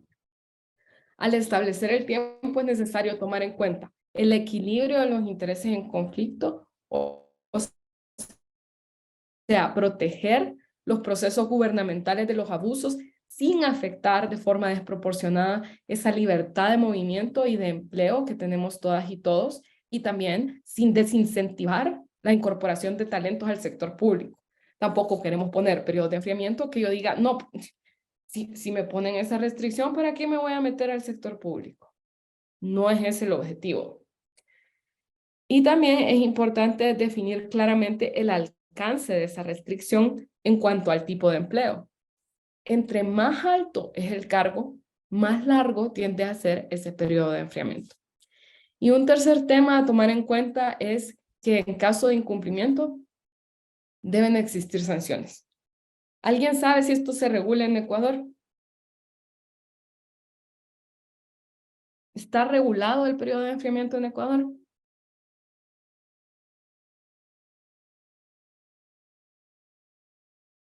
¿Qué dice Mariana? ¿Cree que está regulado? No, yo nunca he escuchado la verdad sobre este tema. Ángel.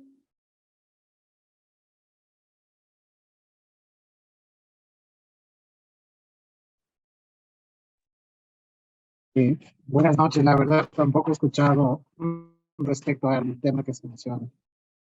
Pues les cuento que sí, la Constitución prevé esta situación. Javier, ¿puedes leer, por favor, el cuadro en gris?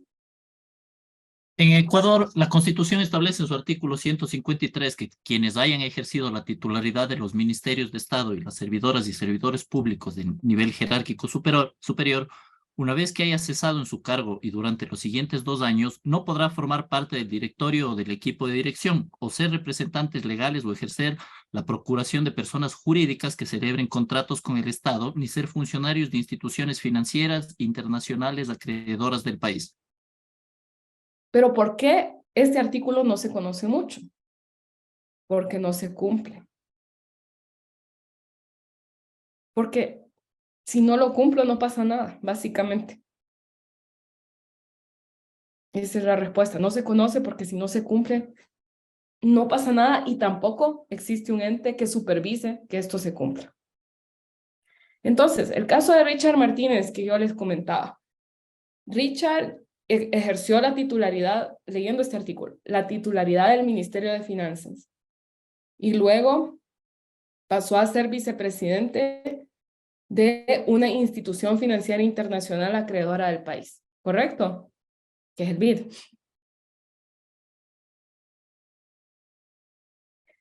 En el caso de Richard, sí se saltaron las alertas. Entonces, algunos sectores de la población empezaron a quejarse. La oposición política del momento empezó a quejarse y decir, Richard no puede asumir esa vicepresidencia porque está prohibido por la Constitución. ¿Y qué sucedió? Llegó el procurador general de ese momento y dio un dictamen. Y en el dictamen dijo que el BID no es una institución financiera internacional.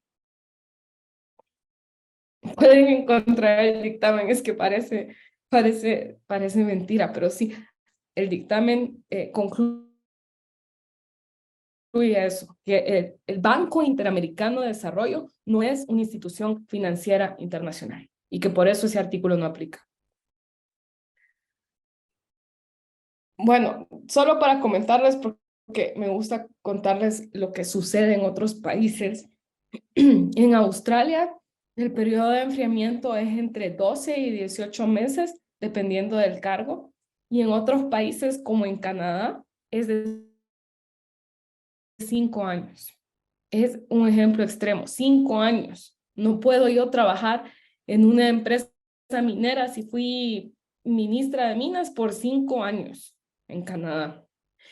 India tiene algo interesante y es que los empleados públicos que dejan su trabajo, pero de cualquier rango, aquí no estamos hablando únicamente de ministros ni de nivel jerárquico superior, estamos hablando de cualquier empleado público necesita pedir autorización para vincularse a una empresa privada durante todo el primer año en el que deja sus funciones. Y lo mismo pasa en Reino Unido, pero solo para los altos cargos, no para todos, como en India. Pero, en cambio, no es por 1 año, sino por 2. Entonces, los países tienen diferentes sistemas. Evidentemente, el sistema de Ecuador está regulado en la Constitución, pero no es funcional. No funciona porque nadie controla.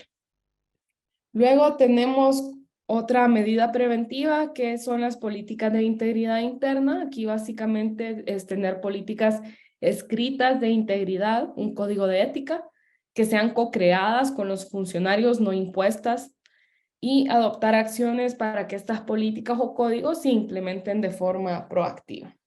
También aquí les dejo el enlace a una herramienta que sacó Contraloría el año pasado, que es un simulador de conflictos de intereses atados a la normativa ecuatoriana. Otras medidas a tomar en cuenta cuando hablamos de prevención de conflictos de intereses, transparencia y control. La transparencia no implica simplemente proporcionar acceso a grandes cantidades de información, sino divulgar la cantidad y el tipo de información adecuados para el consumo de la población, de forma oportuna y en formatos amigables. Sin información, sin acceso a la información pública, ¿cómo me entero de lo que sucede? ¿Cómo puedo hacer control social? ¿Cómo puedo exigir que las cosas cambien? Sin información. Y bueno, de ahí está el tema del control estatal preventivo. Lastimosamente no suele ser potenciado, sino que se enfoca todo en el control posterior, o sea, una vez que ya existen las irregularidades, y el control social, que son fundamentales para poder promover esa accountability, que es la rendición de cuentas más la responsabilidad.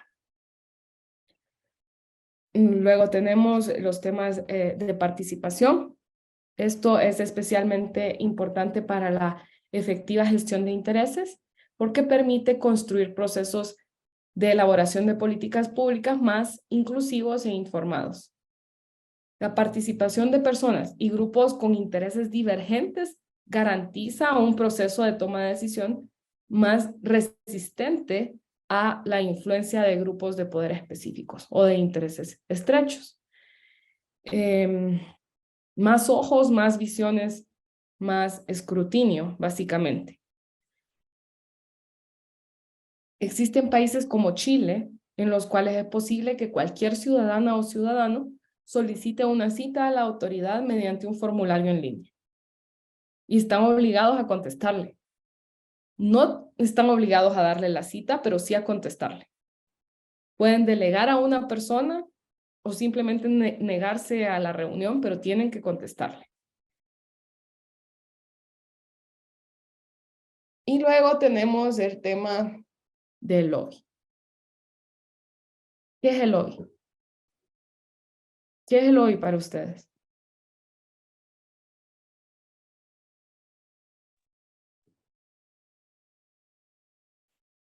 El lobby Es como ese primer encuentro, como esa primera cita. Es un encuentro, ajá. ¿Qué más?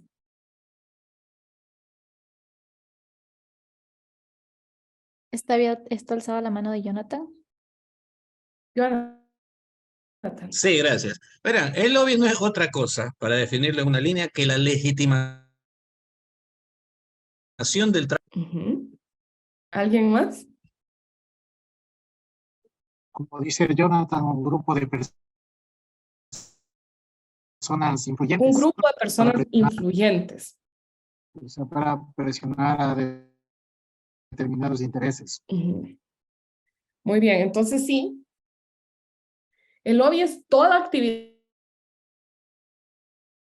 realizada para influir en una política pública o en una decisión de un gobierno o de una institución, a favor de una causa o a favor de un resultado concreto. La palabra clave es influir. El lobby es una actividad que busca influir. Jonathan nos dice es la legalización del tráfico de influencias. Y aquí yo les pregunto, ¿ustedes creen que el lobby es bueno o es malo? ¿Siempre es malo?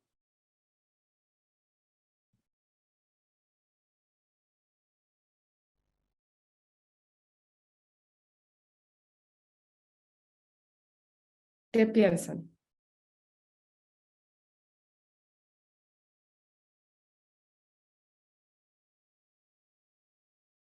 Bueno, el lobby existe. Existe. Y es una vía legítima para que los grupos de interés y los ciudadanos participen en esos procesos de deliberación, para que puedan expresar sus posturas. Yo puedo hacer lobby a favor de que se apruebe una nueva ley de transparencia. Yo puedo hacer lobby a favor de que se transparenten los registros de regalos. Yo puedo hacer lobby a favor del aborto. Puedo hacer lobby en contra del aborto. Básicamente, hacer lobby es buscar influir en una decisión. Pero cuando el lobby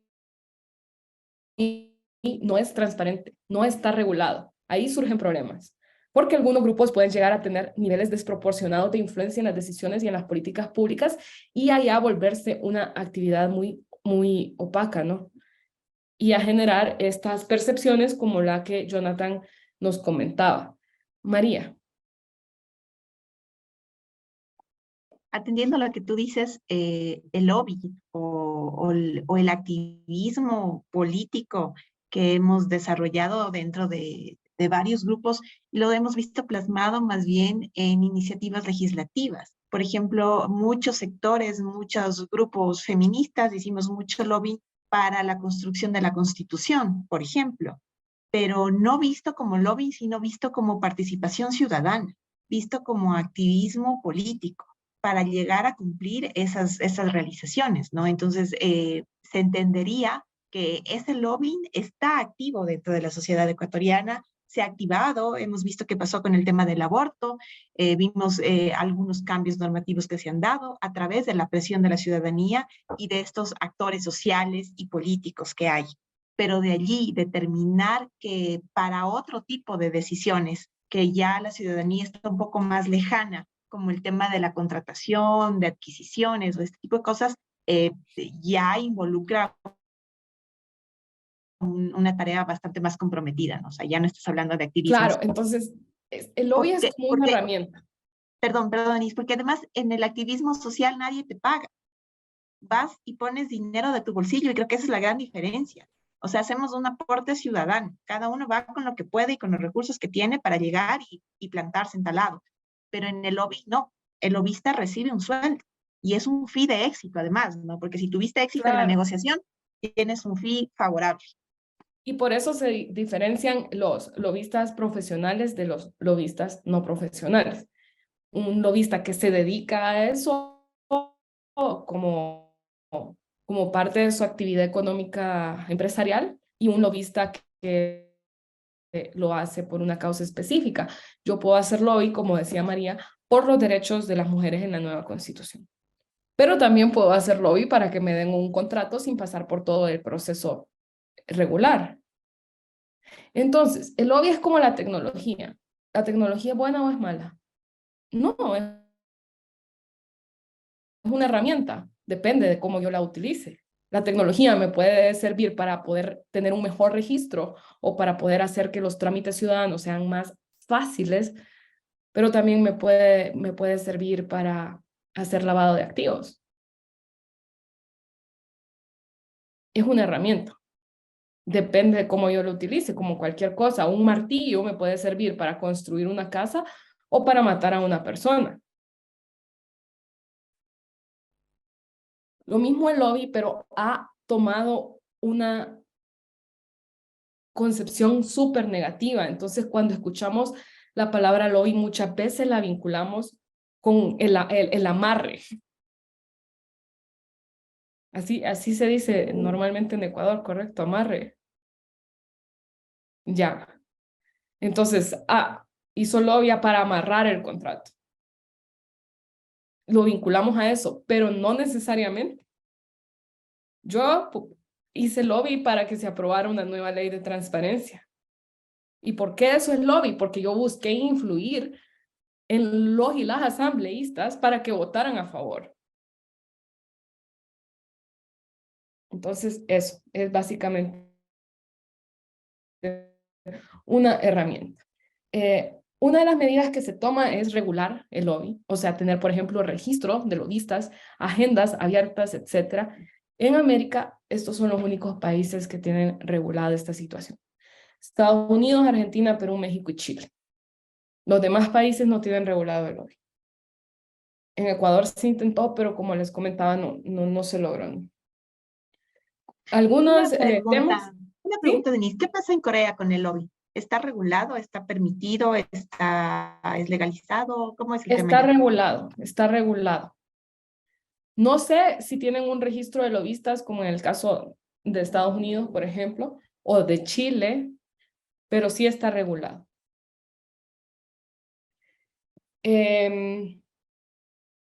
Entonces, agendas abiertas, por ejemplo. ¿Qué son las agendas abiertas? Es cuando un alto funcionario, o un funcionario en general, pone a disposición del público su agenda, con quién se reúne, para qué se reúne, cuándo se reunió, dónde se reunió. Y esas, claro que estamos confiando en que el funcionario esté diciendo la verdad sobre sus reuniones y no esté omitiendo alguna reunión, pero bueno, dejando eso de lado, son como herramientas que nos pueden apoyar a ir transparentando estas situaciones. La ley de la función legislativa ya manda a que los legisladores difundan su agenda y con la nueva LOTAIP, todas las personas de nivel jerárquico superior tienen que también transparentar sus agendas si son para cosas específicas como para reunirse por una resolución, para evaluar una ley, para crear una política pública, en estas situaciones, según la nueva ley de transparencia. Chile, como les comentaba, tiene esto súper regulado, tiene una plataforma de la ley del lobby. Aquí pueden ver el ejemplo del municipio de Santiago de Chile. Y aquí ustedes pueden ver el registro de lobistas. Este es una persona, un lobista y un gestor de intereses. Son diferentes, lo diferencian por el tema del pago que decía María. Y luego pueden ver este registro, ¿no? Y luego pueden ver las audiencias. Por ejemplo, estas son las audiencias del alcalde en el año 2019. y pueden ir viendo qué se trató en la reunión, la fecha de la reunión, si la persona, por ejemplo, Marisol aquí, representaba a una empresa, cuál era la empresa que representaba, y pueden ver más detalles. Pueden ver el identificador de la reunión, pueden ver si fue presencial o virtual, y el lugar donde se llevó a cabo y cuánto duró. Todos los asistentes, aquí si hay más de una persona asistente a la reunión, también se señala. Y la materia, la especificación, la materia general que se trató y la especificación de la materia. Argentina tiene algo similar, tiene menos detalles que en el caso de Chile, pero en cambio se pueden descargar todo en datos abiertos. Entonces se puede hacer una investigación más profunda. Estados Unidos tiene un registro de lobistas, donde además es súper interesante porque las compañías tienen que declarar cuánto han gastado en lobistas profesionales, cuánto han invertido. Por ejemplo, las compañías de tecnología invierten muchísimo dinero en hacer lobby en el Congreso. Y todo esto lo tienen que declarar. Entonces, aquí pueden ver para el año 2020, que fue un año de pandemia, entonces el sector salud fue donde más se gastó en lobby. Más de 600 millones pagaron las compañías para hacer lobby a nivel federal. Esto solo únicamente registra a nivel federal. Entonces, imagínense, además de este gasto, se hacen gastos a nivel de cada estado. Y nos empiezan a dar datos. Después del sector salud, el sector de la comunicación, por ejemplo, el sector de la energía, son de los que más invierten en lobby. Y también pueden ver aquí las compañías que más invierten en lobby. Aquí pueden ver algunas conocidas, como Amazon. Aquí está. Amazon en el 2020 invierte 19 millones de dólares en actividades de lobby a nivel federal. Facebook, 20 millones. Y así, entonces, la ciudadanía también tiene acceso a esos datos y es bastante interesante. Otra herramienta que nos ayuda a prevenir los conflictos de intereses, o al menos detectarlos, son las declaraciones, que pueden ser de bienes y de intereses. Las declaraciones de bienes las hacen todas y todos los funcionarios públicos, excepto las personas que excepcionalmente se vinculan de forma ad honorem. Y las de intereses no son una obligación en Ecuador por los momentos, excepto para las y los asambleístas.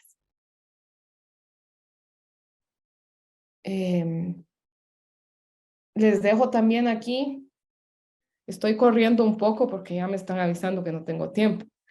Les dejo igual el ejemplo de Perú. Perú tiene una plataforma con las declaraciones de intereses de todos y todas las funcionarias. Y una vez que se identifica un conflicto, ya no se puede prevenir, existen algunas formas de gestionarlo. Primero tenemos la opción de una recusación, que bueno, esto ustedes lo conocen muchísimo por sus funciones dentro de la Defensoría. Es cuando se requiere a un funcionario en conflicto que no participe en decisiones que puedan afectarle a él, a sus familiares o a sus colaboradores cercanos. Es la recusación porque no puedo llevar ese caso porque la contraparte es mi familiar. Es abstenerse de tomar una decisión, de actuar o de conocer. Muy común en el ámbito de la justicia. Está la opción de la reasignación, que es cuando el funcionario puede ser cambiado a un nuevo puesto en el que no tenga que elegir entre sus intereses públicos y privados. Y por último, cesar de funciones.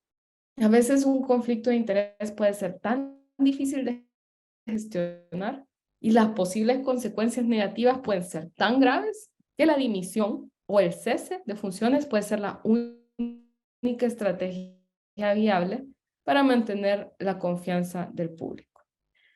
Por ejemplo, cuando alguien renuncia a su cargo para defenderse en un juicio. Y luego, esas son medidas que se centran en el funcionario, pero se pueden también las medidas centrar en el interés. Desvincularme del interés. El funcionario público puede optar por renunciar por completo a su interés externo, por ejemplo, vender la finca de café, vender la empresa, para ya no tener ese conflicto con mi función pública. Pero ¿qué es importante aquí? Que la desvinculación tiene que ser real. Esa transferencia del interés privado tiene que ser real. No le paso las acciones a otros miembros de mi familia o a mis amigos cercanos. Entonces, eso no es una aplicación adecuada de la medida o de la estrategia de gestión de conflicto de interés. La dimisión del cargo externo, por ejemplo, voy a ser subsecretario de un viceministerio de salud, pero soy presidente de la Asociación de Médicos, entonces debo renunciar a la Asociación de Médicos. Y el tema de los fideicomisos ciegos, que es poco común que se tomen en Ecuador, entonces voy a saltármelo. Y bueno, ya nada de esto funcionó. El funcionario no avisó del conflicto de interés, pasaron algunas irregularidades y toca recurrir a las sanciones. Estas sanciones pueden ser administrativas, civiles, penales, pero también pueden ser, por ejemplo, sanciones a la reputación. Eso es nombrar y avergonzar, puede reforzar otras medidas impuestas y aumentar también la conciencia sobre las normas de conflictos de intereses y su aplicación. Por ejemplo, en el caso Arroz Verde, caso Sobornos, como parte de la sentencia, se puso una placa afuera de Presidencia con la información sobre este caso. Sanciones a las partes asociadas, por ejemplo, si no se cumple con el periodo de enfriamiento de la puerta giratoria, se puede multar a la empresa que contrató a la persona. Pero bueno, en algunas empresas esto es irrelevante porque tienen demasiado dinero. Si yo multo a Amazon con 100 salarios básicos, ¿le importa a Amazon? No. No le importa porque tienen demasiada plata. Entonces, lo que se opta por hacer es ponerles restricciones. En Estados Unidos les ponen restricciones para hacer lobby y eso sí les duele. Y sancionar a las personas cuyo trabajo es identificar y gestionar los conflictos de interés. Finalmente, no basta con sancionar al funcionario público. Siempre vivimos en esa cultura de penalizar, de sancionar y demás, pero ¿qué es lo que buscamos? Lo que buscamos es de alguna forma una reparación. O sea, examinar las decisiones y las acciones en las que existió el conflicto de interés para poder intentar enmendar la situación en la medida de lo posible. Estos hechos ahora contaminados de alguna forma por ese conflicto de interés o que al menos se perciben como contaminados, ¿cómo abordar ese daño que se causó? Y eso son las medidas de reparación, buscar revertir el daño causado en la medida de lo posible. Aquí acaba todo, creo que a tiempo, Yubi, mira. Les pongo algunos casos ecuatorianos de los cuales hemos hablado antes, de algunos de los que están aquí. La puerta giratoria de Richard Martínez, ven el titular que dice, el BID no es una institución financiera internacional, sostiene el Procurador General. El titular de la noticia. Siguiente titular. Supercom falla a favor de Supercom en caso sobre Supercom. De ahí tenemos el feriado bancario, la corte cervecera, la oposición diciendo en algunas actuaciones del presidente Lasso, el país o la banca, ¿a quién estamos protegiendo? Y lo que les comentaba sobre la dificultad de lograr aprobar normativa que regule la gestión de conflictos de intereses y el tema del lobby en general. Aquí pueden ver a Marcelo con los asambleístas que de alguna forma le han amenazado. Les dejo igual las fuentes principales por si quieren profundizar. Y creo que con eso terminamos. No sé si tienen preguntas. Corrí esta última parte como rápido.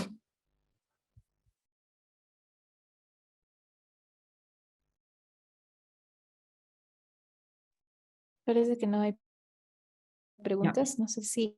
Denise, yo tenía solo una preguntita, no me quedó claro si en la parte esta del periodo de enfriamiento en Ecuador existe alguna institución que se encargue de hacer ese chequeo o no. ¿A quién le Ese es el corresponde? problema, como comentábamos. No hay una sanción por incumplir esta disposición constitucional y no existe una entidad pública con la competencia, o sea, expresa de hacer seguimiento a esta disposición constitucional.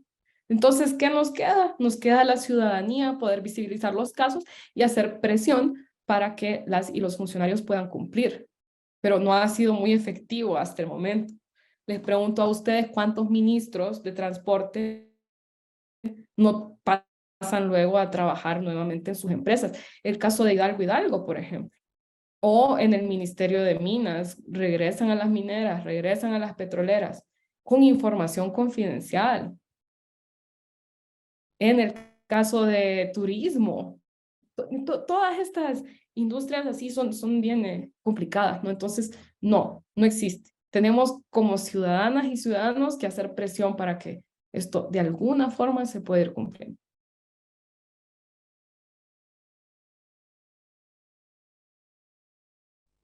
Muchas gracias, Denny. No veo más manos levantadas. No sé, tal vez alguien una última pregunta. Pero si es que no tenemos más bien brindemos un aplauso a Denise por su excelente intervención. Muchísimas gracias, Denny, por acompañarnos el día de hoy.